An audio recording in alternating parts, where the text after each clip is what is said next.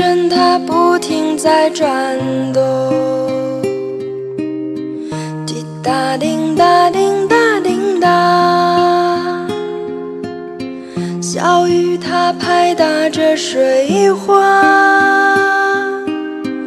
滴答叮答叮答叮答，是不是还会牵挂它？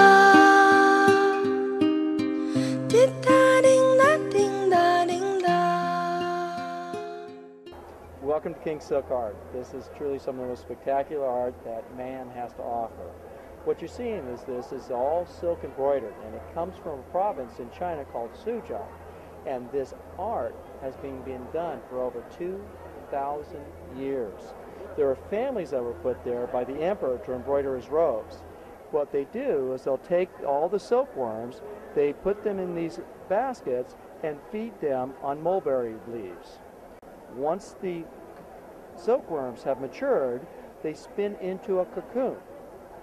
And here's an example of a cocoon stage. The cocoon itself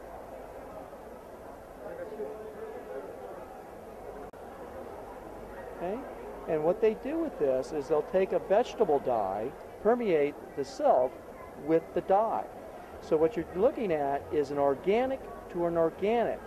So the dye becomes a permanent fixture in the silk thread, and so it will never lose its color. They can get about 2,000 feet out of one cocoon of that very, very fine fiber. This is thinner than a human hair. They'll then take this and literally just start stitching it.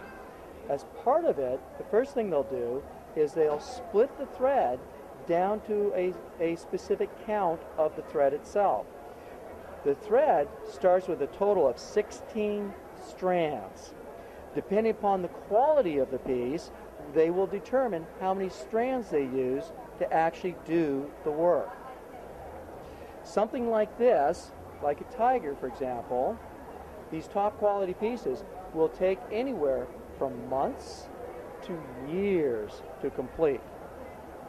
So if we look, for example, at the back of one piece, and here you can actually see that how lovely it actually is.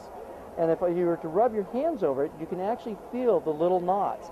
This is actually one of the key elements to tell you that this has actually been stitched by hand. So in fact, if you turn it over, and there's the front. Absolutely wonderful.